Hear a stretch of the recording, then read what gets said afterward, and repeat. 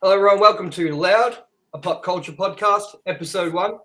I am your host, Tomye West, and joining me is new member to the Loud team. His name is Alannis Maximus. Greetings. How you been, man? Yeah, not bad, not bad. Living the COVID-19 new normal. Yeah. No, of course, man, of course. And for all the people out there that don't know who you are or anything, do you want to just give yourself a bit of a introduction? Yeah. First and foremost, probably massive nerd. Love my pop culture, Marvel games, movies. Been a musician since what feels like the dawn of time. In and out of bands. Played a very few shows with Sir Tomye himself, and yeah, cross my Yeah, line. we've known each other for a long time, man. Very long time.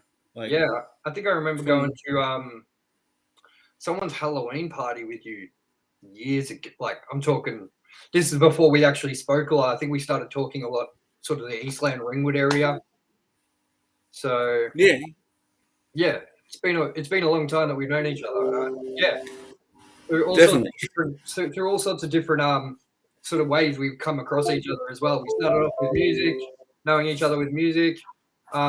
We started off knowing each other through other friends as well, and it kind of like no matter which direction we went, our worlds would have collided some way. You know what I mean?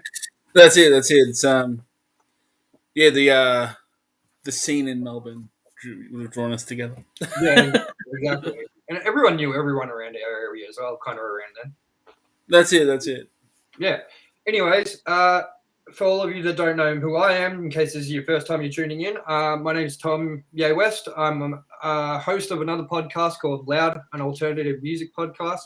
I also am a drummer in a band called This Point Forward. And I do a lot of other random shit too.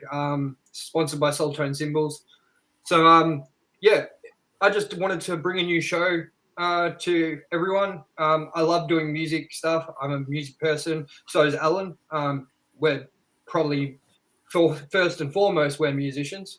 And this is sort of like the next step for me, which is I love film, I love TV, I love video games. And I've done film school. And I have sort of an obsession with film and TV and games, just as I do with music. And I thought rather than creating one podcast, like a music podcast, with more shit and making it, more than just a music podcast, I thought I'd start a new show and get Alan, this side, in reverse, Alan, as a sort of a co host. And Alan, first of all, is a great guy. Second of all, he's very knowledgeable. Oh, thank you. So I think he's going to be a great addition to the crew, and you can look forward to some cool chats we're going to have about music. Well, probably music eventually. Mainly movies, TV, and games. So All the fun stuff. exactly. Have you seen anything or watched any TV shows or anything lately? You've been digging? Um, one impressive one that I said wrap up was Titans. It's a bit of a well, from I'm not huge into the DC comics, like I'm not a massive buff, but I have some friends that have kind of watched the first couple of seasons or the first season and gone, nah, man, not good.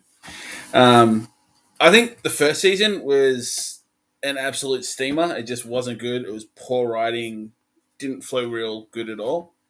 But watching it kind of evolve across the last season and this season when they've tackled Red Hood, when I first heard that they're doing the whole Red Hood thing, I'm like, no, this is going to bomb. This is going to be terrible. It's Yep.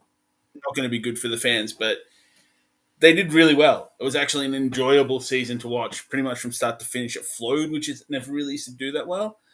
Um, So and what's the difference to the Red Hood story that they tell in Arkham Knight? The actual Red Hood series, sorry, an animated movie. Is it different to any of those, or is it sort of the same premise, just more thought out? uh, similar premise. They glossed over in like the first episode. The Joker kills what's his name? I should know this. Yes. Yeah, um, Jason Todd. Yeah, the Joker kills him. They do it in a very glossed over kind of. Just because they say the Joker did it, pretty much as you know. But then it takes a bit of a spin. Like it turns out that Scarecrow is actually pulling the strings with Todd, and he goes off on the whole Red Hood thing. Oh, that's There's cool. not much of a pardon. That's cool.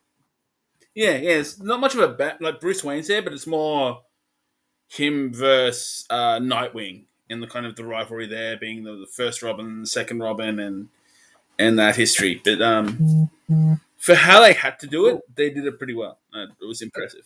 That's really cool. I haven't really kept up with much of the superhero movie sort of slash TV show stuff. I mean, I did watch Suicide Squad, which I thought was really good. The new one that was directed by James Gunn. I thought it was really, really well done. Better than the other shit show, the garbage truck dumpster fire that was 2016 Suicide Squad.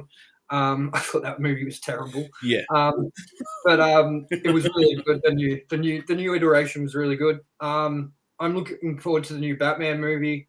I'm looking forward to the new Spider-Man movie. So there's a lot of superhero stuff, like sort of superhero themed stuff that's coming out that I'm really excited about. But I've kind of pulled away from all the TV shows and stuff just because I found it really hard to just keep up with. Like there was just so much going on.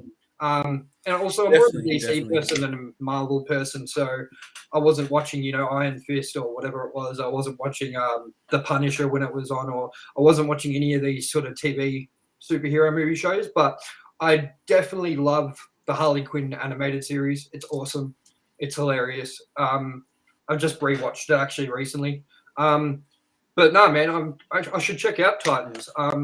Is there sort of any superhero shows similar to it that you would say is similar? It's similar. It's pushing the whole kind of edge. It's like the violence, and it's kind of like that whole borderline of, do you have to be that violent kind of edginess? Which I think this season as well, they toned down, which is good. Yep. It's kind of its partner series, Doom Patrol, is good. It's strange. It's not what you usually get. Like, I wouldn't watch it for a superhero show. I'd watch it for a weird as fuck show. Like, the first season's got Alan Tudyk. It's got Brendan Fraser as one of the main guys as well. A really big cast, which is good. The new Marvel, like this one you get on Disney Plus, I think is good. They scrapped the Netflix. That's no longer canon, as far as I know. But now they've got these companion shows like WandaVision and Falcon and the Winter Soldier, which are like just essentially extended movies. Yep. Which tie into the whole continuum of that they've got going on there, which I think is all right as well. It's I've heard a bit of a mixed. You really need to watch What If show. What If was good. There's a couple of things I didn't like around the rules of the Infinity Stones and the end episode. Travels through the spoiler alert. Yeah. You've been warned. The end episode. I'm not too worried about spoiling things for people. Ultron goes between realities with the Infinity Stones and starts trying to take over and do his Ultron-y evilness, but it's always been a thing, even in DC Comics, when Darkseid got the Infinity Stones, that they only work in their own reality, and they kind of broke that rule. And it removed it from the big picture of the comic books. It's like the whole movie thing is meant to be an alternate reality within the comics, and then everything kind of interconnects. And it was kind of like,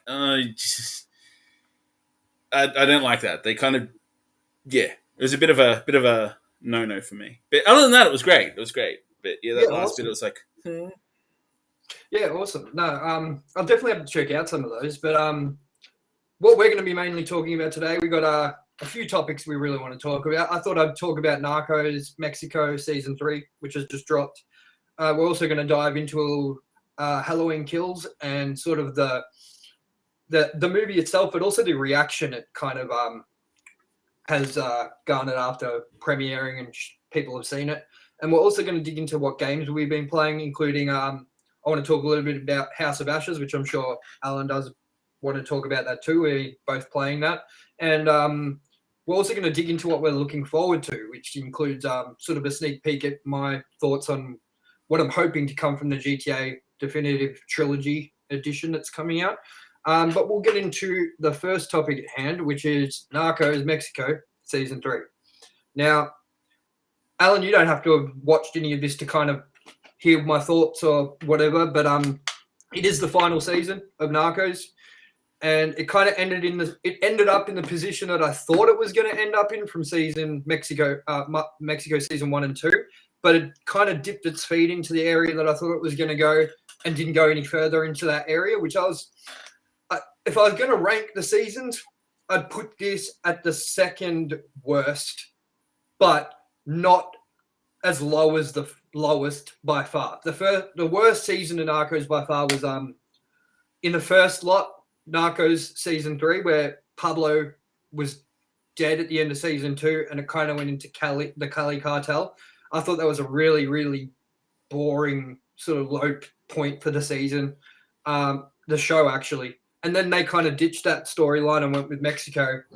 And I just thought that I thought while it had its really cool moments in season 3 where I was like, oh, that's really cool, the new one that just came out, I did think that they didn't dip into that El Chapo side of the story, which I really wanted them to dip into. They did, but sort of, as I said, they kind of dipped their toes in it and then left it. I mean, El Chapo was in prison for majority of the season. We saw the killing of the Cardinal at the airport, which is big news, and that was a big thing about El Chapo. And you kind of get to see that he wasn't the only reason that gunfire went down. He was, but it was also not even him that shot the Cardinal and stuff like that. And I guess what the season was pointing out to us was that Chapo is not the big head honcho of the Sinaloa cartel, or at least he wasn't in this timeline of shows. And that's what I kind of was disappointed about, was this show ended before Chapo even became this big thing from Mexico, or big drug sort of kingpin that people looked up to, or the Robin Hood like Pablo Escobar. It kind of ended just before his reign started. And this whole time I've been like going, oh, the next season will be El Chapo. The next season will be El Chapo. And they dipped their feet in and then didn't go any further. So while I suggest watching it, if you're a big fan of Narcos, I would say that it's not vital to what you've already watched, and you don't really need to watch this season if you don't have a stake in the characters outside of Felix and that of season 2. But have you seen any of Narcos, bro?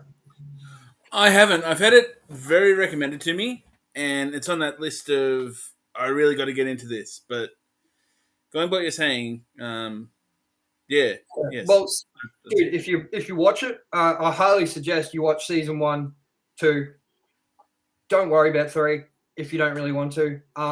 If you want to watch, if you get into season 1 and 2 and you love it, then I suggest watching the whole thing through all out, like the whole, even Mexico, because it does start the war on drug timeline sort of with Pablo in the 70s all the way through to the late 90s, where you kind of finish it, you know what I mean?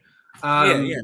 So, because, it does go from Colombia to Mexico, but that's kind of how the story went in real life anyway, you know what I mean? So it was a really good, it's kind of a bummer that it's over, because everyone's like, oh, Breaking Bad's the best TV show or whatever. And I'm just like, I don't think it is, man. Like, I personally think while Narcos was like season 2, even summer season 1, like those were some of my favorite moments of drama television, action drama television that I think there's ever been. I know a lot of people can't watch it because of subtitles, and it does their head in watching subtitled TV shows or whatever, but I kind of enjoy doing that sort of stuff. Kind of gave me an appreciation for the sort of, Spanish, Mexican language, learning all that sort of thing as well. Like, I can speak a little bit of it too, just because I got so in depth in the show. I was like, you know what, I'm going to learn Spanish, you know what I mean? But yeah, no, I don't know, man. I suggest you watch it. And if anyone hasn't watched it out there, definitely go watch it. Give it a go. I fell off during season 1 and then realized it was not the show that I thought it was. So don't go in expecting like this Breaking Bad drama action-based thing. Go in sort of expecting to be told a story that has episodes where not a lot happens. It's kind of a slow build-up. But yeah, that's really all I have to say about Narcos Mexico season 3. I don't want to give too much away about it yet because it's only just premiered. So this is sort of my spoiler-free review. But I won't tell you how it ends. I won't tell you the story beats. But I will just tell you that, yeah, it doesn't go into that El Chapo thing as much as people thought it probably would. But yeah, that's about it. So I want to do a spoiler cast of it one day. So we'll just move on to the second topic, which is something we can all both talk about a little bit more, I think, which is Halloween Kills. So have you checked this out yet, man? Yeah. I did, and I enjoyed it. It was, I think it was closer to the roots, like the original, than the last one. I think with Michael Myers, the last one suffered from this bit as well when they go into these expansions and the kind of the comedy. It distracts from what it actually is, which is, I mean, if you're into that, cool. Yeah. But if you're like me and you want to watch a dude kill people with a Halloween background, then this movie really hit the mark for me. It was on point. Well, it was on point. And the thing I'm wondering is, you can see the subtitle down there as well, the hate. I mean, right now I'm looking at the internet. IMDb gives it a 5.7 out of 10. Rotten Tomatoes gives it a 40%, and Metacritic gives it a 42%. So pretty much in the negative for most reviewers, most people, I guess. It's not the most hated thing I've seen on the internet by far. But see, what I'm wondering is why people are so upset about the plot of the movie, because to me, Halloween's always never been plot. It's got a cool story, it's got a cool setting, it's got a cool killer, but at the end of the day, you go in there to see people get sliced and diced. You're not going to see a plot-heavy movie that makes a lot of sense. I mean, how many times has Michael been killed? Like, that's it. If you're going for a plot-heavy movie, you're already going to see something that's pretty out there and pretty ridiculous. So, I don't know. It. You go. I think what some people might forget with their reviews as well is it's like, and to me it was very, very, very, very fucking apparent. This isn't the full story between these two movies. It's like there's going to be another movie, and I think as much as it should, and hopefully not too much, that's where you're going to get that whole be all and end all. Like, you've got Jamie Lee Curtis who's just set off as a side, which is good because she got mortally stabbed pretty much in the last movie. Yep. And it in by no means is winding itself up. Like, I think people that didn't like it should have held off till next year when they can watch it as a trilogy, as one long movie. Yep. I think haters are going to hate, but I think they need to consider that a little bit more before they poo-poo it. Yeah, well, that's the way I kind of looked at it. Was this is like the middle piece of a 3-part movie, and you can't really expect a lot of sort of movement without it becoming, well, this should just end now. I feel like it should sort of build up to that big finale, which we're going to get apparently next year. We're going to get it next October. This movie sat on a shelf for 2 years apparently during COVID. So we were supposed to get this, I think, 2 years previous or something like that. But yeah, overall, I really loved it, man. And I thought it was, I mean, the 70s parts were so well done. I thought they were lifted straight from another Halloween movie because I hadn't watched Halloween 2 and shit for a while. So I was like, is this from Halloween 2? Because it looks so well done. Man. Even the way they shot it, like this in the 70s scenes, I noticed the black areas were very pitch black, and the fogginess to the 70s look as well. Yeah. And the soundtrack, everything about it, especially when it's in the flashbacks, not only threw back to the time as a timeline, but the way movies were made back then, which is... That's what I loved about it, man, was that, like, because I was expecting it to go from a Halloween October 2018 to this, but I didn't expect them to jump back into the 70s timeline like they did. And when I saw it, I was like, whoa, this is really cool, man. I kind of almost wanted the movie to be that the whole way through.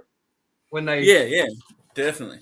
Even the music, like the sound effects, when he stands on Michael's shoes, footprints at the window, the police officer, and says that cheesy ass line, Haddonfield, the town where nothing ever happens, or whatever, and then it goes like, and Michael comes out. Those noises, man, like I thought it was really decent. And have you watched? I'm sure you watched all the other Halloween movies in the series. Yeah. some of them I wish I hadn't. Like I think the first couple were really good, but then yeah, they kind of went down that rabbit hole of over explaining things, which I think is where they failed. See, I'm gonna be one of the people on the internet that gets fucking hated if this video gets, if people watch this. I'm gonna get a lot of hate with what I'm about to say right here. But I wasn't around for the first Halloween movie when it was released. It was way before my time. But if you watch it now with fresh eyes, that movie isn't very good. And I know I'm going to get a lot of pushback for saying this, but it isn't very good. There's a lot of weird acting in it. There's a lot of weird silence. There's a lot of long shots that just take a long time. But, like, I get it. Like, I get why it's so loved, because it came out when there was not something like this before. And I totally appreciate the movie for what it is. But I watched all the Halloween movies literally like 7 days ago during Halloween, like 8 days ago on Halloween. And I watched the first one, and I think the thing that helps that movie so much be so loved and be so people watching it still is the fact that it's very quick. The build up, once it builds up to when Halloween night, the Halloween night sort of thing goes for, it's very quick and very fun to watch. But I find Jamie Lee Curtis's character in it very boring. I find the other characters in it a little bit annoying, like that blonde girl that always says totally. Totally. And it just fucking, yeah. Anyways, I'm not going to sit here shitting on that movie for the whole time. But what I will say is I totally get why people love it. And I totally get why that rate's higher than all the others, and why people are a little bit thrown off with how much brutality and stuff is in Halloween Kills. Because I don't know if you remember in 2018 one, man, it's got a kid that says, I mean, Michael Myers killed like 3 people in the 70s, like 30 years ago. It isn't that big of a deal. And I think that's what people liked about the original, was it was more of a stalker sort of tension building thing than it was a horror, violent, gory sort of, murder fest. Yeah. But I will say that if you're going to watch them, definitely watch the first one for appreciation standpoint. As I said, I don't want to sit here and shit on it. And it's not that it's a terrible movie. It's just nothing fantastic. If you're into this sort of serial killer, horror slasher craze, it is a sort of a movie that's got not a lot happening. So I don't know when you last watched it. Long time ago. So I think I'll look on back at it as well and cringe a little bit. I think as well. Yeah. But yeah, it's I agree with what you said. I think it's what it gave birth to more than what it was. I think. So, but yeah, no, I agree with what you said. It's especially when you play it to now, it isn't that great. Yeah. Totally. Yeah. It's But, I sounded like that girl from the movie just then. Totally. But I just actually watched Halloween 4 last night. The Return of Michael Myers for the first time in over a decade. And I actually really liked it, man. I actually thought it was really good. I watched the Rob Zombie remake again, but I've seen that one so many times. And I really like the remake by Rob Zombie because I liked young Michael. I liked all that sort of stuff in it. And I watched Rob Zombie's Halloween 2 fully for the first time the other day. And that movie's pretty rough, man. Pretty rough. But it wasn't as bad as I remembered it being. I'm really interested to get your sort of take on the Rob Zombie Halloweens. I liked them. I think it was different, but I think that was also to be expected. Like, I've always thought with, especially the first House of a Thousand Corpses, that felt like a what if Rob Zombie did Texas Chainsaw Massacre? Yep. Minus Leatherface, because it wasn't Texas Chainsaw Massacre. I think that's pretty much what Halloween was. It was like but he also had the ability to do the backstory well and expand things well. He didn't fly off on poor writing. It was actually really well done. Like, you sat there for half a movie and watched backstory, and it was good. Yeah. And progressed well. It flowed well. Didn't get stagnant. It was different, but it was good. Like I enjoyed it. Good man. And I'm kind of glad that it stopped at two movies as well. It did what it needed to do, and it was over, kind of thing. Yeah, well, he notoriously hated working for Miramax and Dimension Films and the Weinstein Company, which I can see why, I guess, now. But yeah, apparently he was sick of studio meddling and stuff like that, and they wanted to continue his story, but not bring him back, kind of thing. Or they asked him to come back, and he said no, and then they decided, well, we're going to continue with your characters and stuff, which is why he came back for Halloween 2, because he was like, no, you're not doing that to my characters. I'll just write it then. But he said there's no way in hell that he'd do a Halloween 3 for himself. So I guess when you're handling a product that big, like a sort of a franchise with the name Halloween that carries that much weight, you're going to have meddling from studios. You're going to have more people's money, hand in the money pot, which means more people say. So I guess it's a sort of movie I'd decline if I was asked to make one, because I just couldn't handle not having my creative freedom with characters and stuff like that. You know what I mean? I definitely get that. Yeah. So overall, I think you go. Yeah, I didn't actually know that about him with the dislike. That's rough. But Yeah. I think at the same time, it's good he came back, because otherwise, the first Halloween movie you're left in that midair there, I think.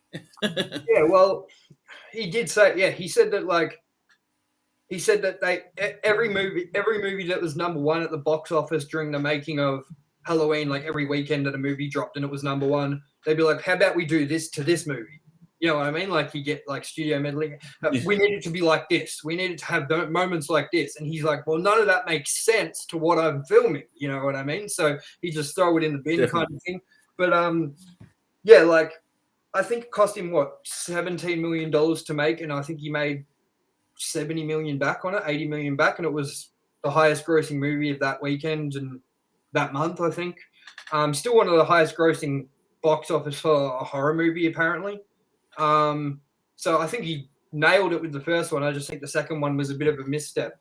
But with Halloween Kills, I really highly recommend people go watch it if they want a fun, entertaining movie. It's not too plot heavy, because it's the sort of, as we said, it's the middle sort of chapter in a trilogy. So I would highly suggest watching 2018's Halloween before watching Halloween Kills, and giving it the chance of knowing that there's a third one coming along, and that this is sort of the bloodbath section of the trilogy of the story, where the third one will be a little bit more, well, we're wrapping it up. You know what I mean? Yeah. So I don't know. I'd give it I'd probably give it an 8 out of 10, man, if it was me scoring. I don't really like putting numbers on it, but around that number, I'd say. Yeah, I'd probably give it that. Yeah, it deserves it as well with how bad it's been canned. I think there needs to be some people out there that say, "Do it. It's good." Yeah, it wasn't no Halloween Resurrection, which was Busta Rhymes beating on Michael Myers. Yeah. You know, trick or treat, motherfucker. You know, yeah.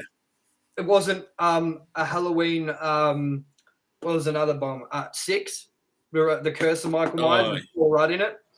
And it wasn't number 5, Halloween 5. Return, is it? No, that was Revenge of Michael Myers. It wasn't as bad as that. So I would have to say it's on the higher end of the sequels. You know what I mean? Definitely. I hate Resurrection. I hate it. Resurrection's just so boring, and it's the most American Pie out of all of them as well. So I hate it. It's good that they cut a lot of those out, I think, especially Resurrection. Yeah. No, it's good that they decided they won't go back to those ones, man. So, but yeah, I'm looking forward to Halloween Ends next year. I really am. I think Danny McBride and David Gordon Green, the director, have done a really good job with this series so far. And yeah, I look forward to how they're going to end it. And I also really am fascinated to where it's going to go after that. If they're going to be able to keep Halloween going after that one, because I, as a filmmaker, have thought about where I'd go with the Halloween series or what I'd want to do with it. And there's nothing new. it's all stuff that you just retread. It's all, well, you'd want to take it back to Haddonfield, but they've just done that. Oh, well, you'd want to sort of set it in the timeline of 1 and 2 and 4, I guess, but you don't want to. And so it's all been done before. So I really am interested to see where they're sort of going to take the next stage of this franchise. I think it'd be cool if they did something like a what Michael Myers got up to in Smith's Grove, just, you know, about the mental institute, about how Michael was treated or things like that. But I think the whole him going back to Haddonfield and killing people in babysitters and people that are related to him has just been tired out, you know? So, yeah. Cool, man. Well, I think we'll move on to our sort of video game section and what we've sort of been playing, with the caveat of talking about House of Ashes towards the end of this topic. So what sort of games have you been playing at the moment, man? Been chipping away at the Tower of Shame that just seemed to be ever growing. What I did was interesting. I saw a friend stream it on Twitch, and it's a sort of game that I didn't think I'd play and didn't get it until I played it. So just come out. It's an independent game called Unpacking. I think it's all platforms except Nintendo. Yep. No, I think it's on Nintendo. But it's there's not much to it. It's pretty much you unpack boxes and find where it goes in the room, and it kind of tells a narrative of a person's life across it. Sounds really dull, but yeah, you kind of get attached to the very minimal story. Pretty much, you're a chick. You start off as a kid, go to college, have a boyfriend, break up, move back home, then kind of find someone, get married, have a kid, and that's pretty much where it ends. It's like you're just unpacking the boxes and putting things on shelves, and if you put things in the wrong place, you can't finish the level and things like that. Yep. It's probably about 6 hours all up, maybe 5, of just unpacking boxes, which once again sounds really dull, but it was good. It was a good Friday night. Oh, that's cool, man. I haven't actually heard of it. Is it on all platforms, or is it just on Xbox?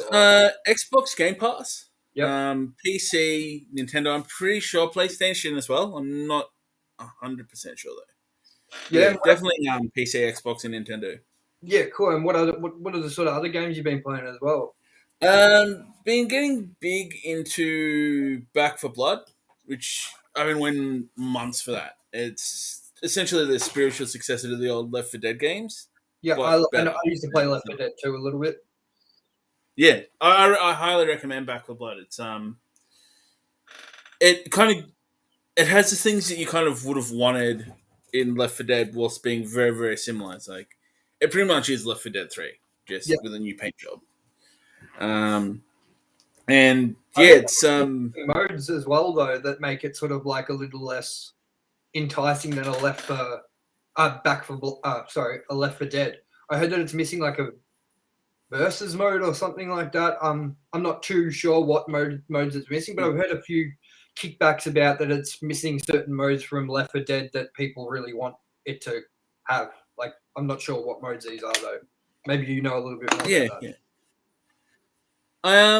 I've only really done the campaign, but it is missing the kind of we had certain players as the zombies and the heroes. I haven't stumbled. I don't know if it's in there, but I don't think that's in there from what I've heard. But I also think it's early days, so we live in a world and age where in a couple of months you'll get DLC and you'll probably have that mode. So yeah, I think definitely not a deterrent. You'll probably get it, but even without it, it's good. It's good. So yeah. And what are you looking forward to coming out at the moment? I'm looking forward to a big one. I think it got pushed back to I think 3rd or 4th quarter next year. But for Access, I think I said that right. People that do the XCOM games, they're doing a Marvel game, Midnight Suns, which it's going to be kind of like a turn-based, and I think there's a card system wrapped in there now. I haven't looked too deep into the gameplay mechanics, but it's I'm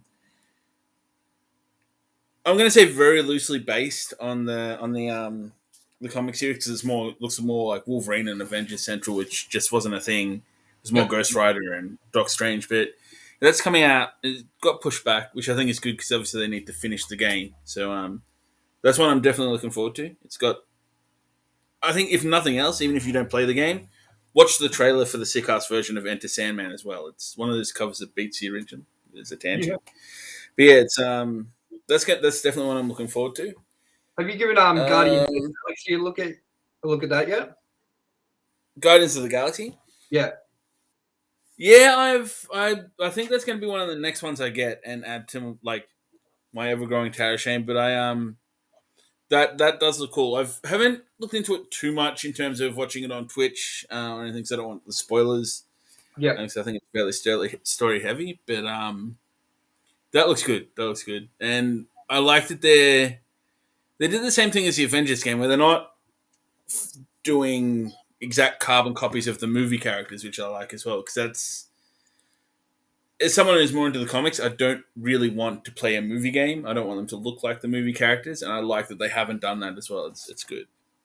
No, that's good to hear, man, because the majority of things that I've heard from people is that it's kind of strange to them because the characters don't look like the movie counterparts. Yeah. But I think that that's just natural, considering we've all kind of known Iron Man as Robert Downey Jr. for over Definitely. 20 years or whatever it is, not 20 years, 12 years, 13 years. Is it 14? Something like that, man. I think Iron Man 1 was 2007. That sounds about right, yeah. Yeah. So, that's like 14 years of knowing Robert Downey Jr. as Iron Man. So I kind of see where people get that as well. But I kind of look at it as like Batman. The only reason we're so carefree about Batman all the time is because it changes constantly who is going to be Batman. And same with Joker, who's going to be Joker. Even though I kind of think Heath Ledger put a pin in that one where he's like, nah, I'm fucking Joker, So, but this is a quick cut in to the current episode that you're watching. We decided to hold the episode back for a little bit because Grand Theft Auto, the Trilogy, the Definitive Edition just came out. And we kind of wanted to have our first episode feature our kind of review on Grand Theft Auto, the Trilogy, the Definitive Edition. Bit hard to say. But yeah, I've been playing it a lot. What are your thoughts on it so far, Al? The nostalgia is great. I think it's getting a bit of a hard rap. I think people kind of expecting Grand Theft Auto 5 gameplay out of a remastered game. Like, it's like when it was never really reconstructed. Like, it was just polished. But I've been liking it. I've been liking it a lot. Controllers are clunky, but at the same time, I think they were clunky back then. It's something that's refined over time. Yeah, well, I specifically think that it's worth the money so far for me. I've loved playing it. I think because the checkpoints in it, the checkpoint system that they've done is really good, which is, I feel like it cuts out a lot of pointless time spent going from mission to mission, going from the hospital home, getting your car, doing all that. Like I started a mission the other day in San Andreas actually, and it was a racing mission. When you're out in the country. And sort of what happened was I turned it off because I forgot what I was. I had to go out or do something. I came back and I turned it back on, and it literally started like where the countdown for the race was. So I didn't even have to like re-enter the mission or anything like that, which was awesome. So I didn't even remember where I turned it off, and I just turned it back on. And it was at that race mission. So that was really handy. I really like it. And for me, that is a really key thing with these remakes is that the save points have been put. I wouldn't say they're perfect. There's checkpoints at moments where it's like, well, there should have been a checkpoint there because I just did all this, like whatever. But most of the time, the checkpoints are pretty good. What's been your experience with like difficulty with mission and like missions and things like that? Yeah, I've died a little bit. I think, but it's about how I remember it. It's about which is I've really been liking. I like that they the things that are sometimes maybe a bit frustrating or difficult, they haven't tried to change, because at the same time, it was part of what it was, and without it, it'd be like not the same kind of thing. Yeah. I actually didn't know about the checkpoints, and I've been going back to my house and saving. So Yeah, well, I've still been going back and saving. Yeah. When I can, when I like as much as I can, just because I wasn't sure where the checkpoints were frequent as well. So I just was like, Yeah. I'm not risking it. I've done the mission, so I'll go back and save. Yeah. But when I did turn it off and realized that I was back at the start of that mission, I was like, oh, okay, so the checkpoints are that prevalent. But still, for safety reasons, just and habit, I guess, I'll just go back all the time and save when I possibly can. Just in case. And what's been your experiences with things like what don't you like about it? Like I'll voice my concerns in a minute on like what I think about the controls and stuff. I'm just trying to get your idea of where you kind of fall in line with what you like and what you don't like about it first. I've had a bit of interesting clipping and stuff and tearing and graphics. Like, kind of they'll be holding a drink and the drink bottle will be on the other side of their hand. And I think the character models themselves probably could have been a little bit more less. Some of them have some very kind of like Popeye kind of arms. Like they've still got those square edges and that, which I wouldn't have mind seeing polished a bit more. But I mean, that's a tiny thing. And at the end of the day, I can make my peace with that. But Yeah. it's the one thing I think that I would have liked to have a little bit of a refinement is the cars sometimes still feel like you're driving on ice. Like, Yeah. I would have liked to see that maybe fine tuned a little bit, because that was one thing that I just legitimately didn't like about the old games is when you're driving, it's kind of like you're driving on an ice block, but And at the same time, you've been dipping into just San Andreas, haven't you? that's right. Yeah, just San Andreas at the moment. You haven't dug into the other three yet, because I believe you've just gotten it on Game Pass for now, right? That's right. Yeah. I'm going to pick it up probably across the week and check out the other ones. But I think for the time being, I think San Andreas is the one that I have the most interest in as well. Yeah, well, I haven't dug too much into number 3. The reason behind that is because I've played it so many times, and it's just the least appealing to me because it's the one that I've just dug into the ground kind of thing. And to be honest, I've never finished one of these GTA games. I never finished one in the previous years of when I was playing, because when I was playing games back then, games weren't priority to me. Back then, I was skateboarding, I was seeing girls, I was playing drums, I was doing that sort of thing in high school.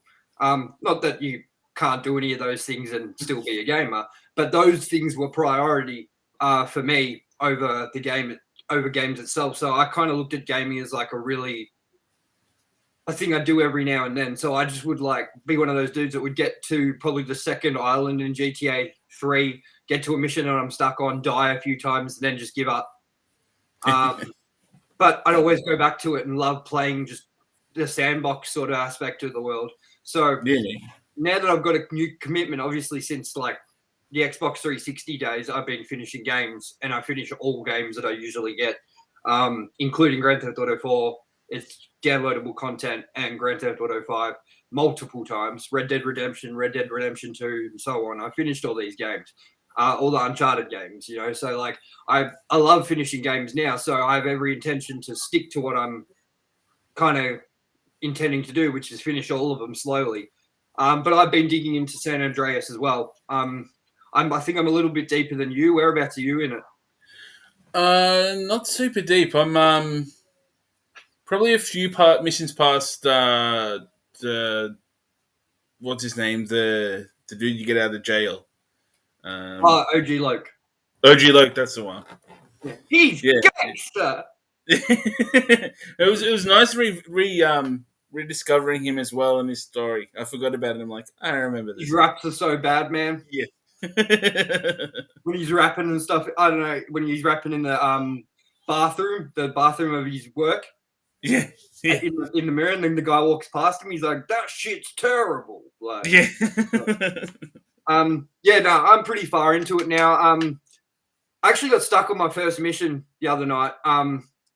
because I'm officially further than I've ever been in San Andreas ever in my life. So like, what happened was the last time I played it, it was on an iMac, and I had a control and using the control, and I got to the missions, which I'm sure you'll remember these missions. They're notorious for being the worst missions in Grand Theft Auto.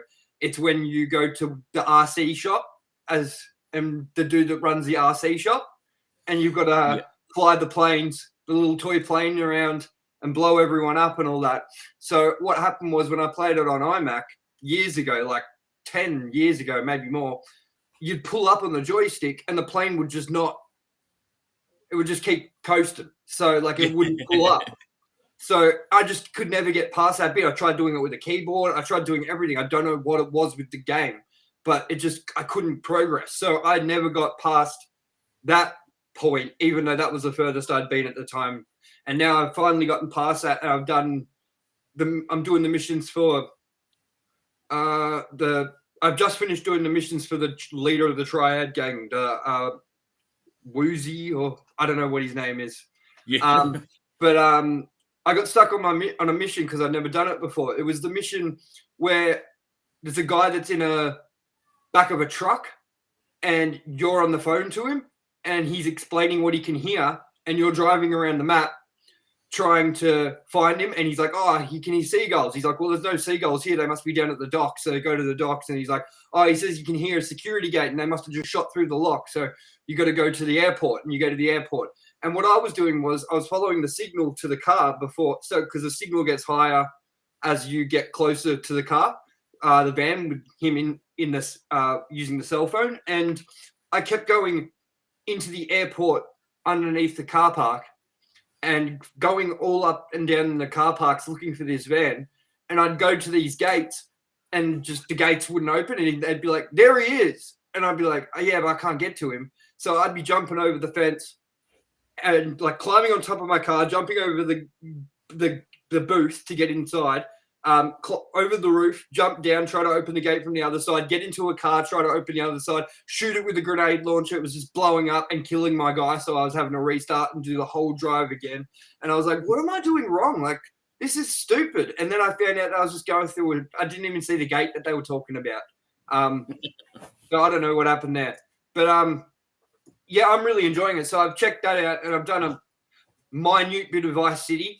And what I've noticed is there is a big dip in quality from 3 to Vice City. So from Vice City, it's amazing. The graphic, it's almost like they paid way more attention to Vice City than both the other titles.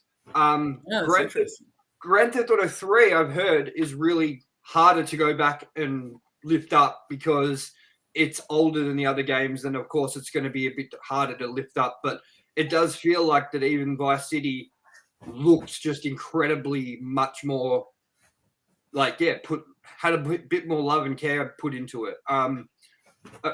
I've heard it ranges in quality from San Andreas as well to Vice City, but to me, they both look really, really great, except for what you said, which is the character models. Yeah, that's interesting that they focus. I actually would have thought they would have focused on San Andreas because I think that was everyone's kind of go-to is like the GTA game you played back in the day. It was, well, it's still I think rated the greatest PlayStation 2 game of all time or something like that. Or it is the highest selling PlayStation 2 game. It's one or the other. But so I haven't spent a lot of time in Vice City and 3 yet. I mean, I've played the opening hour or so of each of those, but I'm probably 10 hours, 9.5 hours deep into San Andreas. And yeah, what are you going to continue playing it? Yeah, definitely. It's got me re-hooked. It came at a good time. I was kind of getting a bit of a craving for a GTA style game. And just as this came out, it's like, well, it's a good time to do it. So I never actually finished San Andreas either. I did the same thing you did. I got to a point, and then I just kind of stopped. And it was, man. In terms of like gaming history, my first console was a Super Nintendo. It was a Nintendo. Like I was born in the Nintendo era, so the original Nintendo. But I didn't get my first console for myself until the Super Nintendo. Yeah. So I've been playing games for a long time, and I was, finished in games when I was a little kid, like Banjo-Kazooie and things like that. But as I said, I got to a point where I didn't game much. Auto was kind of the game that got my focus back into gaming, but it was still the sort of game I played as a very few here and there the game.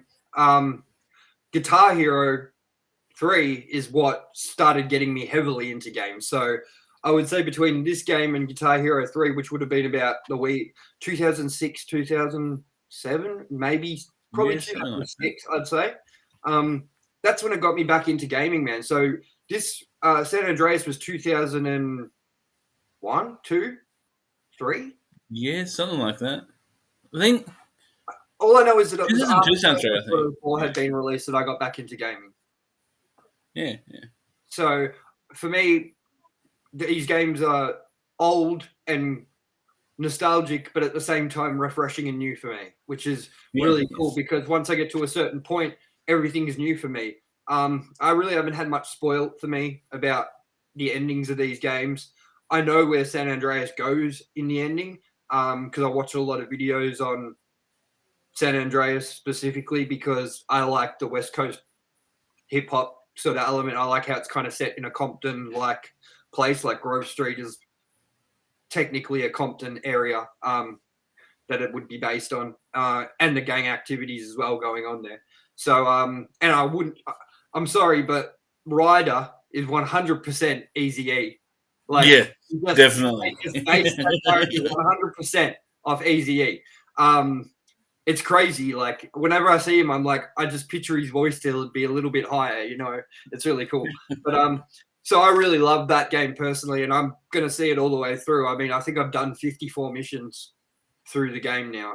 So I've been grinding hard. I'm pretty deep into it. And while we can't give like a proper review like an IGN would or something like that, that's not our job. We're not game reviewers. And while we have written it as a review, I do feel like we've had enough time with the game and we know what GTA is about to give it a fair shake and a fair talk and kind of give our review on it, which is what we've done now. And I wanted to talk, have you seen much about the like glitches that are occurring? Like I've seen a couple of videos on it and things like that. And if you've experienced any huge glitches yourself, except for the ones you've mentioned. Yeah, nothing major. I've it's kind of the clipping, the weird kind of positioning cutscenes of objects and holding in that. Other than that, there was one point I was driving along and there was a traffic light that was horizontal instead of vertical, which was a bit strange. Yeah. I don't know what it was doing. I can't wait till you reach the country area in San Andreas because I'm really interested to know if you run into the invisible bridge. I want to. You're telling me about that. I want to see this bridge. I was driving and this bridge was there. I could see this bridge. It was completely there. The textures were there, everything. And I got to it and it just disappeared. And I drove over it and I was like, whoa, it's still there. So I'm driving over it, but the visuals of it have disappeared.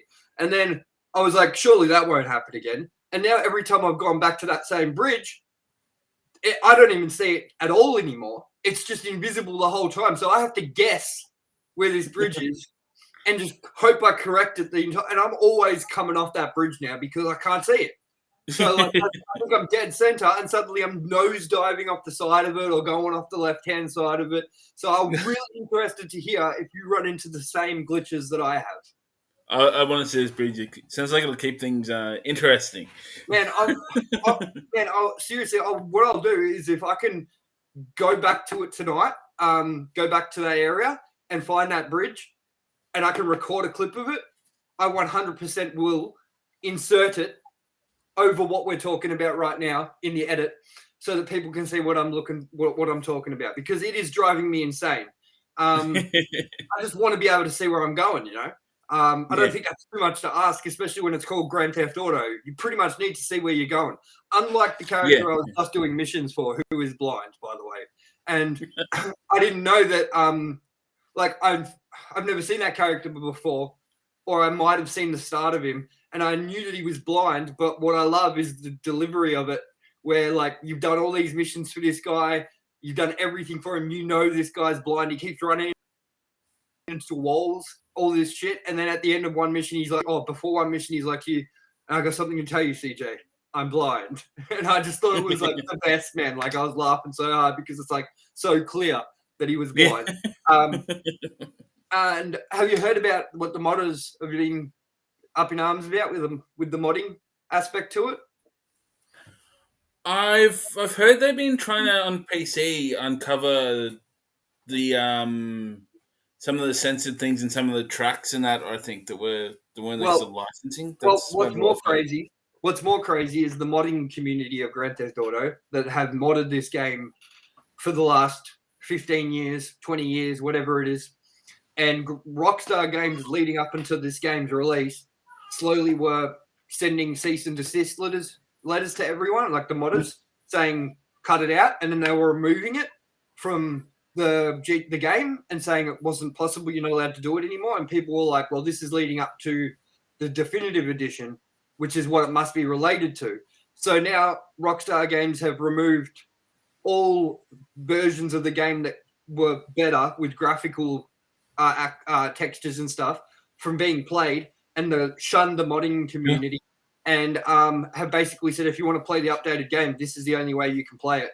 And they've also removed the older versions from being for sale now as well. So you can only buy this version if you still want to buy it, unless you've already bought it in previous times where you can still install it because it's already in your library, which I've already done. So I don't know. I kind of feel like that's not a good route to take, especially when modders had managed to get the Vice City map into Grand Theft Auto 5. Yeah, that's a bit rough, I think. They're slapping your fan base in the face a little bit there. And especially for when they've been letting you have free reign to doing this for 15 to 20 years, and people have put so much time and effort into modding it, and it's become sort of like this community of people that have kind of had it all taken away from them because Rockstar Games have said, well, fuck you, basically. And also the modders are a bit upset too because they're like, apparently the PC version right now, this is another thing we should talk about, the PC version got put up and got pulled straight away. No answers to why or anything. And they also, the Rockstar game launcher got disabled for some reason. So that means that GTA 5 online, Red Dead 2, the game, GTA 5, the campaign, GTA 4, all their games are currently not playable on PC. Jesus. And they said it was down on a Twitter post saying it's down, but we're sorting it out. We'll be putting it back up. And then 18 hours went by and still nothing had been done about it. Now, I haven't heard if it's been fixed yet as of recording this. But that's one of the issues that's come up with it. And I've also heard that the Nintendo Switch version is disgusting. I've heard it's blurry. I've heard it doesn't look very good at all. And I've heard, especially when you dock it and blow it up onto a screen, it looks like shit. So if you're wanting a remastered version of this game, I'd suggest looking into the PC version before you're buying it. If you are going to buy it, I'd suggest looking into the Switch version, like some video of it before you purchase it. And if you have the means to purchase it on, say, a PlayStation, even a base PlayStation 4 or an Xbox Series X, do it if that's your only means of wanting to getting it. And you can afford it, and that's what you want to do. If you want to play the game, get it on the console that runs it the best, in my opinion. If the PC version, that should be the PC version. But right now, I can't tell you if the PC version's even up or if it is stable. But what we can tell you is that the Nintendo Switch is a no-go zone if you want the graphical sort of upgrade that they've done, you know. But also just remember that it is full price right now at $100. $100 Australian, $99.95. So it's an investment that you want to be careful about making, and you've got to make sure that you really want it. So I suggest not just taking our word for it, because right now Alan doesn't really have to technically pay for the game, and he's enjoying what he's, from Xbox for free. I'm enjoying the game even though I paid for it, but that's because for some reason I'm just a sucker for bad entertainment. So I don't really care, I've come to the conclusion that I have bad taste in, because I like every movie that gets review bombed. I have bad taste in music because no one really seems to like the music I like. And I just must like shitty games, because I think these games are pretty fun. I think Deadpool is pretty fun. And I'm happy to sit through a lot of these crappy, shitty games. Have you ever played Deadpool, man? Yes. And what did you think of it? I liked it. I think it was everything it needed to be. It was stupid, and it was good. And it was fun. That's my point. It got like 6s all round, It was like not a very popular game. But, man, I finished the shit out of that game. And I think I even played it when it was... I don't know if it was re-released or if I just replayed it on the PS4 when the PS4 was available. Because no. See, it must have come out on the PS4. I think it might have been releasing one of those times where it was kind of like you had the last gen and the next gen version, I think. Because I did the same thing. I played it on both. Yeah. So, no, that's a great game, and that's what I mean is, like, I'm just not taking any, like, if people think I like bad movies, that's fine. Yeah, I like Batman v Superman. I don't want to fight about it. I thought it was a good movie. And I thought Jesse Eisenberg played Lex Luthor just fine. And I thought he was really cool. I actually thought he was the best part of the movie. But we can go into that another time. We'll have a discussion about... I think that's a cool thing we could do. How about we do this? For next episode, let's do our most loved things that critically and audience hated. Like, you know what I mean? Let's do our most hated properties. It can be movies, it can be games, it can be whatever you want. I reckon we should like write a list up of our most favorite, like top 5 favorite movies, top 5 games that are just bad, bombed, audience bombed, but we love it and we'll hold a special place for us. How about we do that for next episode? That sounds good. That sounds good. It won't be pretty, but it'll be fun. Yeah, it'll be definitely fun. It'll be definitely fun. We'll also talk about other stuff as well. But I think that'd be cool if we did that. But yeah, anyways, I'm not going to give the review a score. I'm not going to give the game a score. We're just basically giving you our impressions of it. And it wouldn't be fair to score something, especially because I don't like putting numbers on things. And also we haven't played the full things in full. So I wouldn't want to put a score on it, because if there was a game-breaking bug at the end of GTA 3 and no one had found out about it and you couldn't finish the game, well, that would really that would change our review score. You know what I mean? So definitely. But I hope you guys enjoyed that. This will be cut back. We'll cut back to the normal episode now. But that's an extra half an hour of content basically for you with our Grand Theft Auto The Trilogy Definitive Edition review. I fucking hate that title, man. It's a mouthful. It is. Yeah, I mean, I've been playing one of the same games as you, which we'll jump into now, which is House of Ashes. Which is the third entry in the Dark Pictures anthology after Man of Medan, Little Hope, and now there's House of Ashes. And before that, they made Until Dawn for PlayStation exclusive, which I was a huge fan of Until Dawn. I don't know, have you played Until Dawn, bro? I haven't, but I want to. That's one of those games that, especially since playing these, I want to get the PS4, just to play through that. Like, I'm waiting for it to just drop that maybe $100, and then I'm gonna do it. Yeah, man, it's a great game, man. And I think once you play that, you'll be like, holy shit! Like, this is a full length fucking Dark Pictures game, but like, it's better than Man of Medan. It's better than Little Hope. I can't speak on House of Ashes because I haven't finished it. I haven't completed it. But I got to say that it seems to me that House of Ashes is getting really good reviews. I mean, it says 92% of Google users like this video game. It got an 80% on PC Gamer. So, I don't know, man. To me, it looks like this is a winning game compared to what Man of Medan got, which was a 6. Yeah, it's different, and I think it's interesting looking back across all the games because I didn't really notice it too much with Little Hope because Man of Medan and Little Hope both were pretty different, but both had the whole jump scare aspect. Yeah. Whereas even from the get go, from where you've been playing, I think House of Ashes, it's more relying on the creature feature side of things, where it's like not so much things jumping at you, but just weird fucking things wanting to kill you.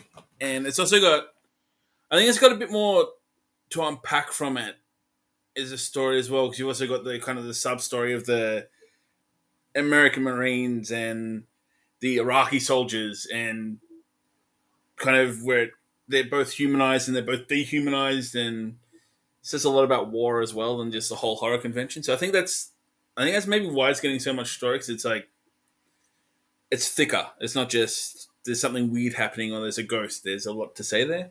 Yeah. Well, how far are you in it? I've done my first playthrough, which Yep. is funnily enough, it's the first one where I've had everyone live, which Oh, there's some really? tense moments. yeah. That's awesome. I struggle with keeping anyone alive in these fucking games. Yeah, me too. Usually, in this one, I just for some reason just made the right decisions, and yeah. What about the dudes at the start? Without giving too much away about spoilers, but you know when it starts in the past time, like ancient times. Did you have all of them survive, or did you lose people from them? I lost everyone there. Yeah. Yeah, man, it's annoying when you like do the you don't not prepared for the quick time events, and you sit there, and then it suddenly just does a square, and you're like, oh shit, or whatever, and you miss it. But I liked it. I think I don't know if it's the same as the Xbox, but there's sort of like a noise it makes now when it sort of lets you know that a quick time event's about to happen. So if you kind of get that little jangly noise. Yeah, so you get like a noise and you're like, oh shit, I better pay attention quickly. You know what I mean? I started playing it when I was busy editing a podcast, and I was like, this is not the right time to be playing this game, but I just couldn't hold out any longer. You know what I mean? Yeah.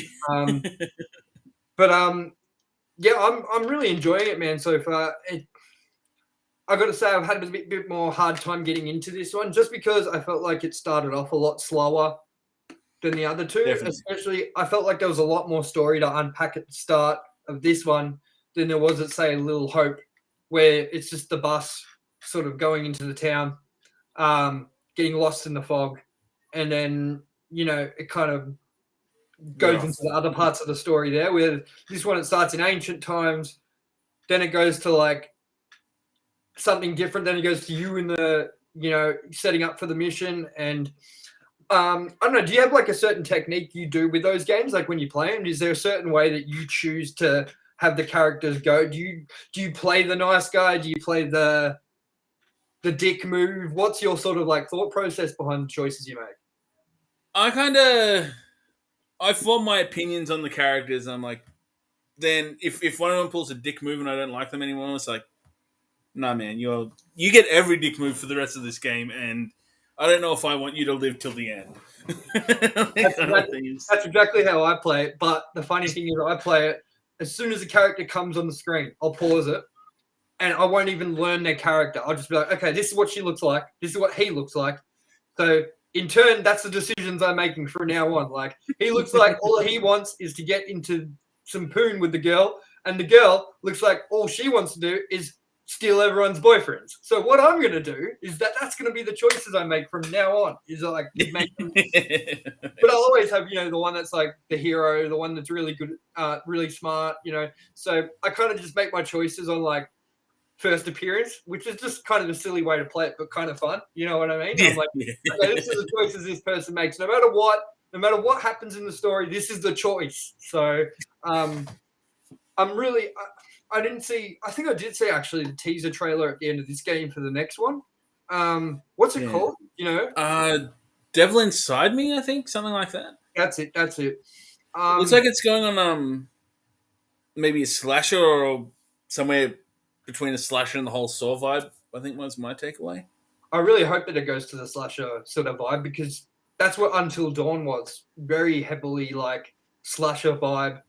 The only difference was there was sort of like a aspect that came in halfway through that was more supernatural. But it's a really good game, Until Dawn. So if you haven't played that, man, yeah, definitely shell out to get a PlayStation for it. But Definitely. yeah. So you finished your first playthrough of the game, and how long did it take you roughly? It was a night. I think I started at maybe about 7:30, and I was finished by I think maybe 2 or 3 in the morning. Yep. Yeah. That seems like it's decent. Yeah. Did it feel shorter or longer to previous entries? It felt longer, but I think with you, the same thing with you as well. It kind of the start felt really long, so it might have just been kind of up here that it was longer. Yep. But found like it was a little labyrinthy in some parts as well. Like some bits, I probably spent about 15 minutes going, "Where did I go? Where did I come from?" Like, Yes, kind of I had walking that around. problem too. I'm glad you talked about that. Yeah, when I was walking around the catacombs, I was streaming it on Twitch. Yeah. First of all, Yeah. I had a lot of people watching me on Twitch, and I had someone go, "Is this channel LGBTQ safe?" And I said over the microphone, "This is safe for anybody to come to. I don't care whether you're gay, straight, purple, man, alien. I don't care what you are. That's not what it's about. I love everyone's equal. You know what I mean?" And I said that over the microphone, and someone was like, "Oh, I can't listen to a bigot then." And I was like, "Did you even hear what I just said?" So that was my first experience with streaming it. But second of all, I had a lot of people watching me, and I got embarrassed as streaming it because I got lost, man. I was like, "Wait a minute, I just came from here. Okay, so I'll walk back this way. Wait a minute, I've already been in this room, so I'll walk back this way, and I'm back in a room where I'm like, I'm lost, man. Like I'm completely lost." Yeah, I totally got that feeling too, man. But yeah, I feel like this one has a lot more of that in it than the other previous game, just because of the tight spaces. The catacombs are very, very windy. Yes. But I don't think I ever got lost on A Little Hope, except the only good thing about A Little Hope was you'd get lost and you walk through the fog and you'd just come out again at the same place. Yeah. So you're like, I I'm think not lost anymore. I think the only spot I came close to it was the cemetery where you kind of it all loops around. You're like, and I've done a circle. Oh, okay. Another I circle. don't know if I've gotten to the cemetery yet. Oh, that was in in Little Hope. Oh yeah. Little Hope. Yeah. Yeah.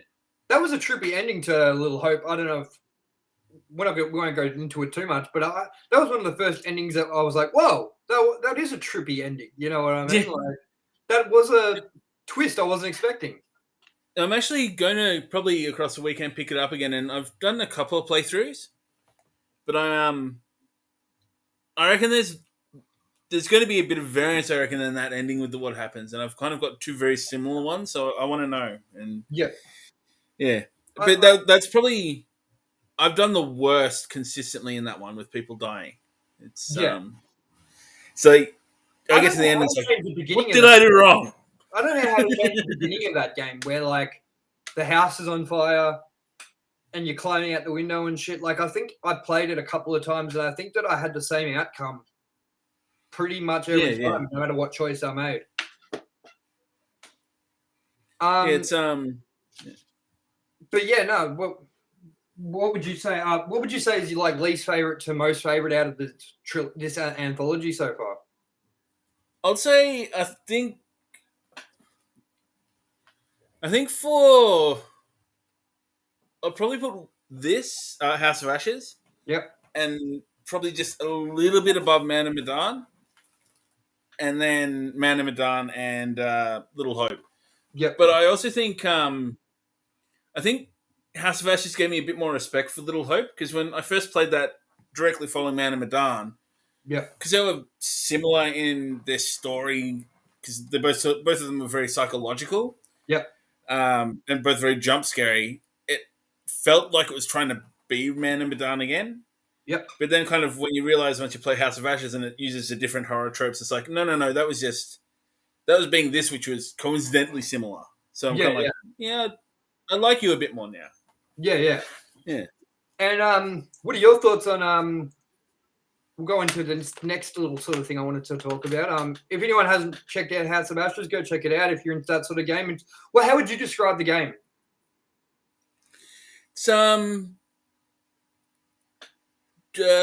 If you miss your Telltale games and you want a bit more involvement in your games and you never got from Telltale, and you like your horror, I'd say play all of them. I'll probably start with Man of Medan because it was I don't know, I just feel it's a good starting point. But then House of Ashes or Little Hope, either way from there. Yeah, no, well, yeah, I always have trouble explaining what those games sort of are. They're like action adventure. They're not quite point and click action adventure. They're more narrative, story driven action adventure. I always explain it like it's like you're watching a TV show with slight button prompts and choices to make throughout the TV show. That's how I feel it's the best way to describe it. But I always like to hear how someone else describes it because I don't feel like I do it enough justice by describing it like that as well because it's not really a TV show, you know what I mean? So it's a hard sort of series to describe. It's a movie simulator, sort of. Yeah, similar. And I did like Telltale. I mean, I liked The Walking Dead. I liked their Batman Telltale games. I wasn't really a fan of The Wolf Among Us. I did play the first season of that though, even though it was it was interesting, but I didn't really have any like emotional connection to the story or the sort of plot behind it. Didn't really care for the Borderlands one either. And I don't care what anyone says, the Jurassic Park ones that they made are fucking good. Everyone stop shitting. I didn't even know they made Jurassic Park. Yeah, dude, they made Jurassic Park and Back to the Future before they made Walking Dead. Back to the Future, take it or leave it. Jurassic Park, it was fucking good. And I don't care what anyone says. Yeah, but bad. That game gets shit on so fucking much, man. And I don't know why. I'm like, it's fucking Telltale fucking dinosaur shit. You know what I mean? So by the date now on Friday, I believe it came out, was the new Call of Duty Vanguard. Do you have any interest in Call of Duty at all? Or not? I have things for Tick just committed suicide. So he doesn't like it. That's okay, man. I totally get where he's coming from. Nah. I haven't played many Call of Duty games, but this one looks like a bit of fun. So I think I don't know if I'll get it off the press, but I think I'll give it a check out at some point. Yeah, see, I'm trying to focus on getting Grand Theft Auto, the trilogy, when it gets released on Friday. But I do want to get Vanguard, especially considering I play online with the same people I've played with online since Modern Warfare 2 on Xbox 360. So we're still playing the same team, still playing the same guys. And they've all got Vanguard. I haven't gotten it yet. I am going to get it. But I didn't even have a go at the beta when it came out, man. I did hear negative things about the beta, and I also did hear that it's a bit hard getting used to the new entry because it's the first time it's 12v12, not 6v6 in team deathmatch and things like that. I'd say that's because of the new console's capabilities and things like that they've decided to make the map bigger and the player count bigger. So I'd be interested to see how it differs to like Battlefield size maps and Battlefield size players because I can't remember. It's like you can have 18 people in those matches and stuff, I think, or 22 or something like that. Yeah, what was the last Call of Duty you played? Shit, I think would have been Black Ops 2. I kind of lost track after that. It's, so it's been a long time between drinks, I think, for me. So it's and I heard that the next one, it's called Modern Warfare 2, which is a fucking mind fuck because we've already had a Modern Warfare 2. So yes, it's called Modern Warfare 2. But what's cool about the next one I've heard is that it's going to be based on sort of like a secret government squad that is wrapped up in a drug game from drugs in Afghanistan or whatever, like the opium and all that, and bringing it back to America and things like that. So that's what I heard just recently on another podcast I listened to, which is called Sacred Symbols. They were talking about it. And yeah, it sounds like that's going to be more interesting to me than the Vanguard storyline, which is World War II. So, I mean, I love World War II though. I mean, my family, I'm half German. So Nice. my great grandfather did fight for the Nazis in Germany, which is, interesting. But, I just find stuff that I'm sort of related to personally like that a little bit more fascinating than I would say World War I aspect or a Vietnam aspect, But Absolutely. I do find the whole thing of them being a secret team coming to do the drug thing, like in the next entry, pretty enticing as well, man. Pretty interesting. So I guess we'll keep an eye out for that. Is there anything else you want to quickly bring out to the forefront of what you're looking forward to before we wrap up this week? I'm looking forward to the new Spider-Man movie. It's looking good. It's looking like it's going to be almost like the Spider-Man Infinity War. Like, there's a lot going on there. I think it's going to be a lot of nostalgia, and I think it's going to be nice. I'm very much looking forward to that. Yeah, well, I saw something today from IGN saying that the new poster shows Green Goblin's return or something like that. Yeah, if you look in one of the very back corners, there's a little Green Goblin floating there. Oh, that's cool, man. That's cool. And are you excited? I'm excited. I just thought about it then because I was trying to think about things I'm excited about. This is a bit further out and coming up, but what are your thoughts on the Hogwarts Legacy game coming out for consoles as well? Yeah, it's I'm not huge into Harry Potter, but it should be interesting. I just feel like if they can nail the open world sort of aesthetic of Hogwarts and that sort of stuff, it'll be really enticing because my favorite Lego games are probably the Harry Potter Lego games. And that's because of the open world Hogwarts aspect. And, you can kind of go anywhere and it kind of feels really cool just to explore Hogwarts, So I'm excited about that too. And I am going to get myself an Xbox, man. For people that are watching at home, I'm a PlayStation guy. Alan's an Xbox person. But at the end of the day, we both kind of just like video games, and it doesn't really matter what console it's on.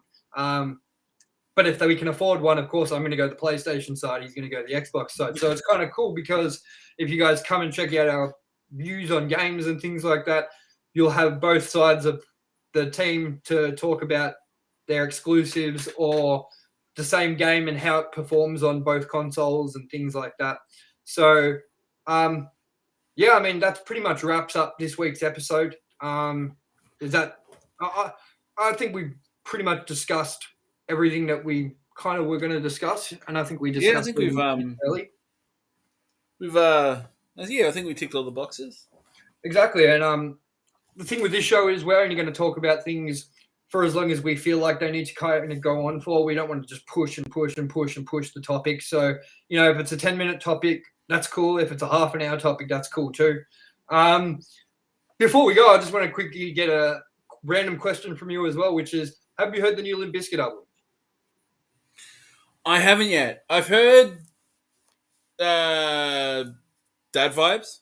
Yep. I've heard some snippets of the others, but I haven't really had the time to sit down and digest it. But I've heard very good things from yourself and from other people that I definitely trust the opinions of. Like I'm sure you heard the song in our trailer that we released. Yes. The first song off the Limp Bizkit album, which is really cool. Also, that reminds me, there is another episode of my other podcast, Alternative Music Podcast, going up. Well, it should actually be up right now. It should have uploaded while we were recording this right now. So on YouTube, you can go check out our review of Limp Bizkit's Still Sucks album, us talking about DMX documentary coming up from HBO, and a few other things like that. So I want to thank everyone for watching this week. I want to thank Alan for coming along and doing this episode, and I want everyone to welcome Alan onto the crew because you're going to see him on every episode of our Pop Culture Podcast. And Alan, do you have anything you want to say before we kind of wrap up, sort of closing things? Thank you for watching, and thank you for having me, Tom. Thank you for getting me on board. This is cool. I like this. No, it's awesome, man. I'm really happy you chose to jump on board, and I hope that you feel like the show kind of has a good vibe. And it's sort of a new thing. Even though I've been doing this podcasting for a couple of months now and I'm getting more used to it, this is sort of a new aspect to podcasting, which is bringing in other topics rather than just music. So it's kind of like a whole new thing I'm getting used to. So I'm sure me and you will get more comfortable with the show's layout and how we lay out things, how we talk about things as we go. So, again, thanks for coming on, bro. Thanks for this episode. And we look forward to seeing you all on episode 2 in the next couple of weeks. Yes. Thank you for joining, and we'll see you all later.